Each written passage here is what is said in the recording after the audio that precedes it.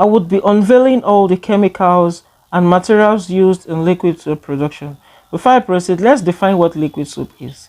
Liquid soap is a soap in liquid form that is basically used for commercial or domestic purposes. Now, the chemicals used in this production are clean water, caustic soda, potash, STTP, nitrosol, rice powder, also known as SLS, TEXAPON, sulphonic acid, foam booster, preservative, perfume or fragrance, color, common salt, hand glove, sterile wooden rod, buckets, and container. Water is a universal solvent used to dissolve all the chemicals used in this production to give it an homogeneous mixture. Homogeneous mixture means a mixture in one phase. The next is nitrosol. Nitrosol is a whitish powder that is used as a thickening agent during the production of liquid soap. The next is caustic soda. Caustic soda is a whitish substance. It's also known as sodium hydroxide, and it is usually in form of crystal. Another substance in form of crystal are sugar. This is the major chemicals in the formation of soap. The next is potash. Potash is also called potassium hydroxide. It is white in nature, but not as fine in crystal, just like caustic soda.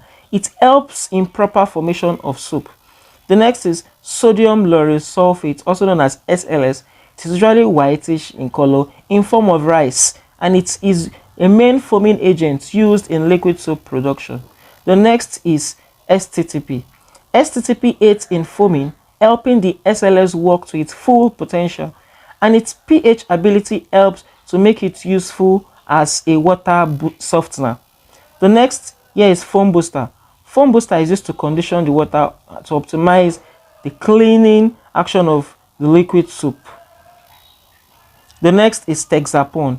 TEXAPON is usually pasty, as I have shown here in this slide, and it is a substance that also acts as a foaming agent.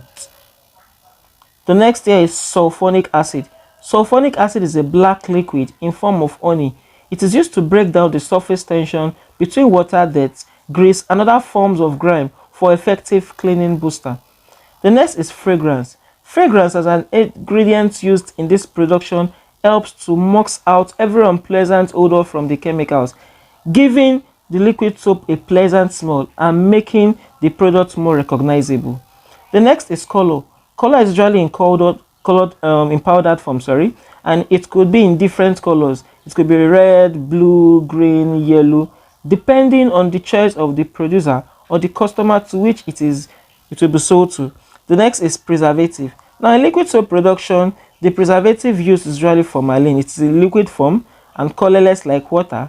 It is used when producing liquid soap in commercial quantities, but when producing it in small quantities, you might not use it because the liquid soap itself is self-preservative. The next I have here is bucket and containing vessel. It is used to hold all the mixtures during the production. The next here is called wooden rod or stirrer. Wooden rod is used when producing liquid soap in small quantities, but when producing it in large or commercial quantities, it is advisable to use a stirrer. This is a mechanized tool because while mixing each of the chemicals, it increases in thickness, making it difficult for someone to stir. The next I have here is gloves. Gloves helps to protect the hand from harmful chemicals like caustic soda and potash. These chemicals are so harmful that it could burn the skin when it comes in contact with them. So it is advisable to use gloves during production to avoid skin burn.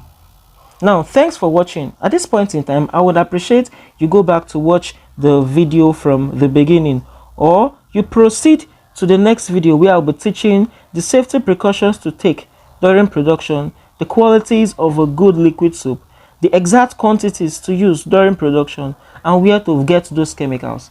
Thank you very much.